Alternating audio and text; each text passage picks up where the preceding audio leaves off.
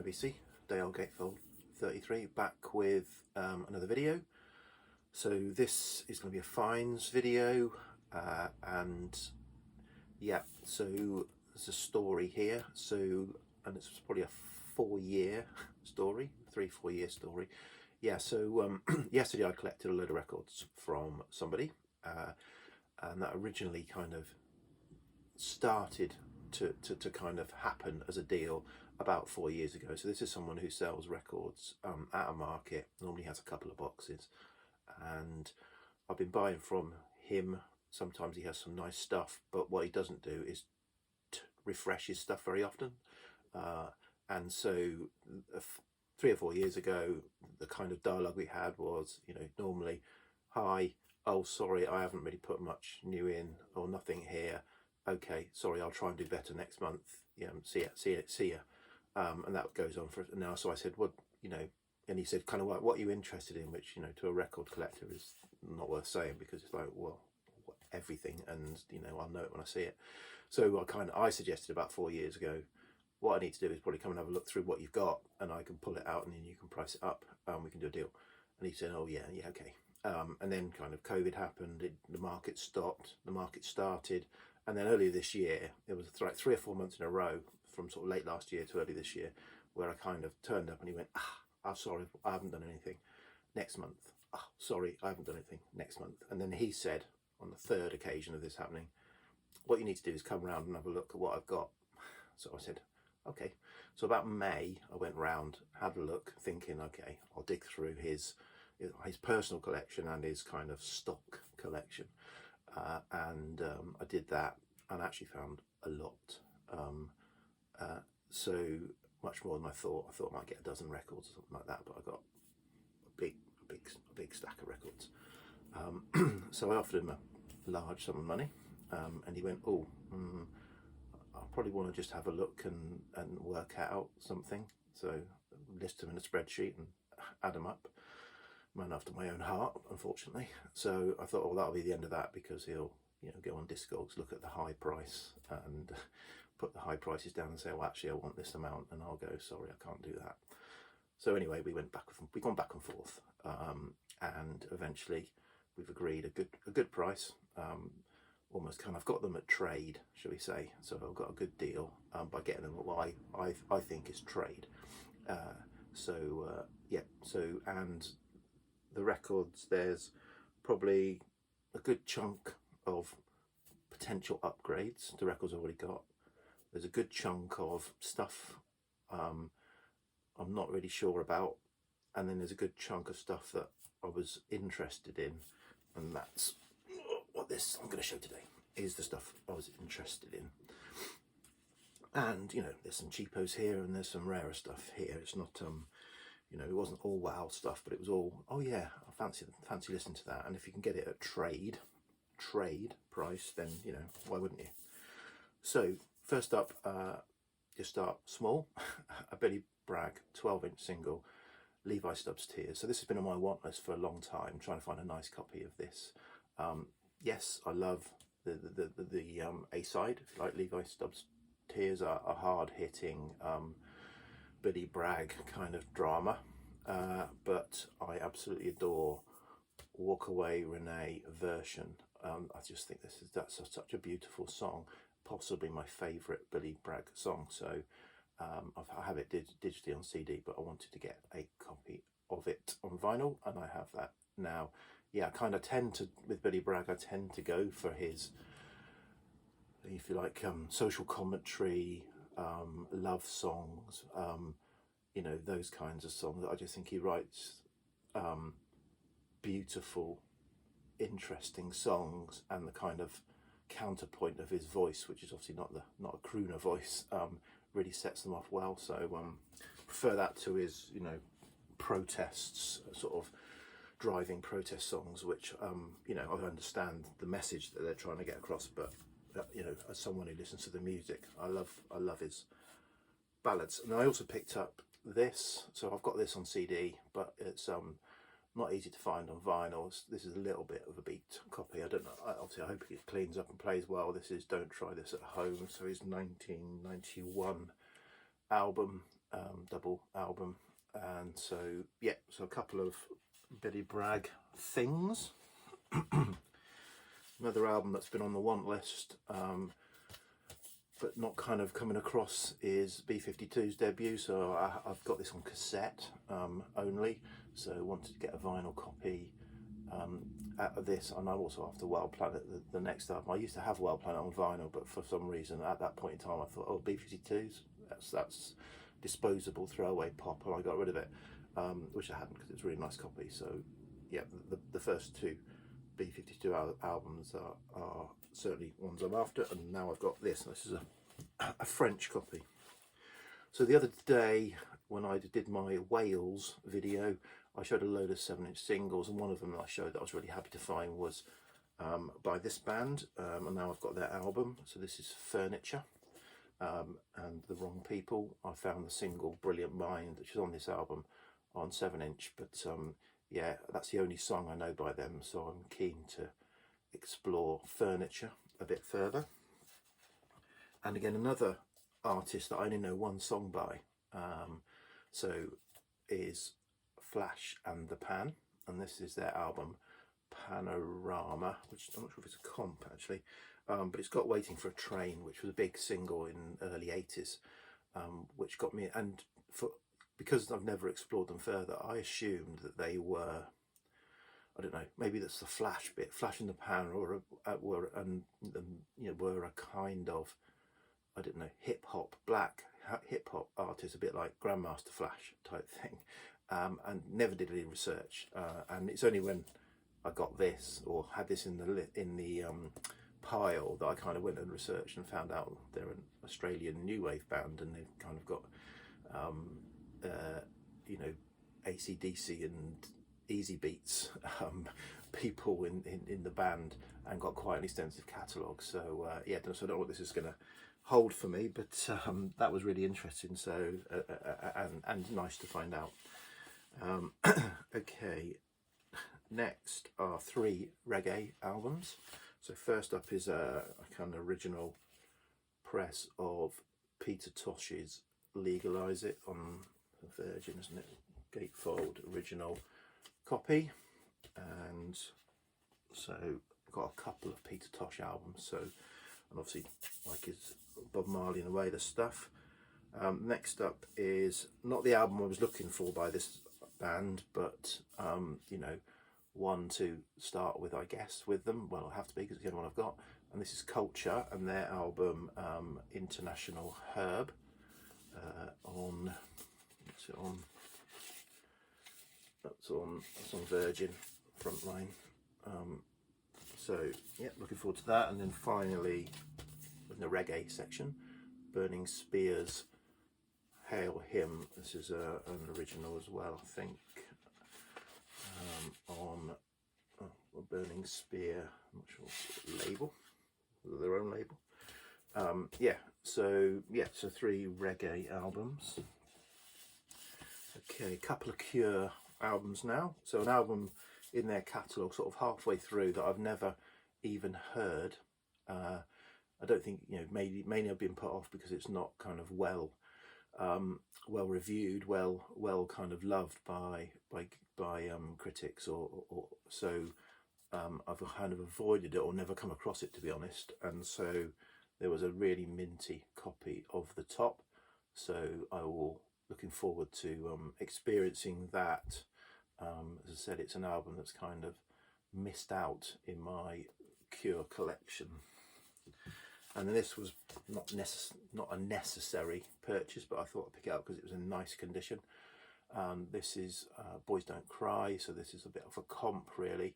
This was, I think, originally put out in the US. I've got this version on CD, but I've also got the debut, their UK debut, if you like, 3 Imaginary Boys, which got a number of these tracks featured, but this has kind of got a few more of the singles added, so it's a bit more of a comp than an album, I think, in my mind anyway. But it was a nice copy, so I'll see how the tracks flow as to whether I keep it or not.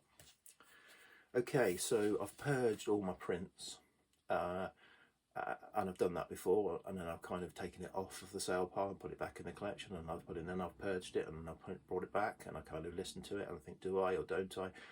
So Prince is an artist I think I should like, but I can never quite, you know, enjoy a full album. I like songs. So, but there was a lovely minty copy, although albeit with a cutout, of a original US press of Sign of the Times. I do have this on CD, but I think you haven't even listened to the CD all the way through. So I thought I would try again with Prince. If I don't like it, I'll get rid of it. Okay, again, probably an unnecessary purchase. Excuse me, frog in my throat. This is the Undertones debut, but the kind of reissue that added Teenage Kick. So I've got a UK original of the original that doesn't have Teenage Kicks on it, but again, I thought this was in lovely condition, and I thought, okay, well, I'll give it a listen, see how it flows with Teenage Kicks on it. So that was nice. Okay, this is an album I had, but I had a copy that had a nasty warp at the beginning of the first side that would throw the needle off the first track. So I got rid of that, and but this is a nice copy of Quadrophenia. So yeah, this album, I do enjoy this album by The Who. I think I've previously in my Purge videos I've shown that I've got rid of Tommy, because that one didn't quite sit with me as a full listen, but Quadrophenia does, and I've only got like a digital version of it, so nice to have what looks like a clean vinyl version. Okay, another album that's been on the want list for a while, but I've not seen a nice copy of, and that is the Rezillos. Can't stand the Rezillos. And so yeah, happy to get this, and even happier when I looked at the back and it's been signed by at least four of the 5 band members look to have signed the back of it. I haven't checked if it's authentic yet, but it looks like it's a signed copy of the Rezillos. So yep, looking forward to that. Okay, another album I have had in the collection in the past. It was a bit of a rough copy. I got rid of it, and it don't have it, and it's the only one I think I don't, yeah, it's the only one of theirs that I don't have in the collection. So this completes my Smiths collection by finding a nice clean copy of their debut album now, on Rough Trade, obviously. Yeah, so happy to pick up a clean copy of the Smiths debut. Okay, potentially another unnecessary. I guess, hey, these are all interesting. This is again a nice clean copy of Talk Talks, the very best of Talk Talk, which again I've got this on CD, but I've got all of Talk Talk's albums on vinyl. So the question is, do I need this? But I do remember when I listened to the CD version, it does flow quite well, the evolution of Talk Talk. So yeah, or kind of the difference of Talk Talk. And I think there are a few singles that aren't on the albums on this as well. So yeah, looking forward to giving that a spin, he says, again.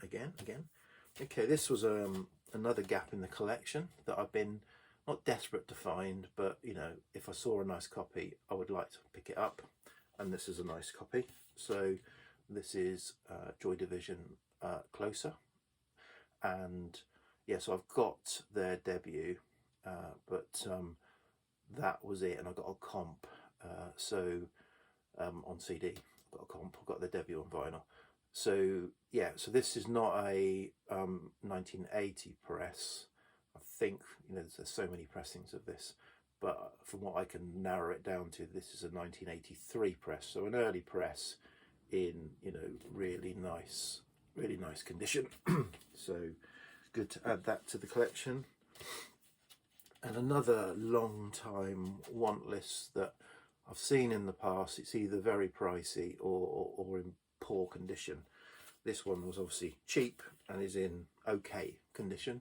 and that is the Damned Machine Gun Etiquette. So I've got the Damned's debut and I've got Strawberries, but they're the only two Damned albums I had before this event. Yeah, this is, as I said, Machine Gun Etiquette. This is kind of debut with the rounded corner Chiswick label. I think it's a first press, but again, I've only got these yesterday and I've quickly tried to catalogue them in Discogs. So I did last night while I was watching the cricket, and my wife was out, hence I hastened to add. Yeah, so I've kind of still got to double check that I've catalogued them correctly when I clean them and listen to them. But yeah, nice album that I've been after, and this is an album that I wouldn't have been on the search for, because this band, I kind of like some of their stuff but not all of their stuff, but this was a lovely original copy, and I think maybe it will help me get into them a bit more. So this is New Order. So this is a nice copy with the embossed sleeve, original. The vinyl looks lovely. It's got a little bit of creasing at the top there, but apart from that, it looks lovely, of New Order's Substance double album compilation of their singles. So yeah, looking forward to listening to this and see if I get it more into New Order than I am. I like Power, Corruption, Lies. I bought Blue Monday when it came out as a on release, well, on reissue about 6 months after it came out. So I know I like that back in the day in '83, but yeah, I've not really closely followed New Order. Okay, last two, and I'm getting heavier and heavier in terms of the heavy hitters. This was a really nice to find. So this is Joy Division still, but this is the limited cloth bound copy in nice condition. It's got a couple of little bits of staining on it, but the records look immaculate. It's got the ribbon and stuff inside it and things. I've got it, yeah, this is a double album. I think it's part live, part kind of additional material left over. So yeah, but the live album is supposed to be really good and kind of authentic experience of Joy Division's live. So yeah, so really nice to find this, and this is quite a rare find. And then finally another rare, well, I think it's obviously almost potentially extremely rare album. So this is the debut album by the Welsh band the Stereophonics. So this was a very popular in the car CD at the time with the family and me and the family. This album, yeah, their debut, I think, to be honest, I think they didn't surpass this debut. They kind of tailed off gradually after this, but I really enjoyed this back in 1997.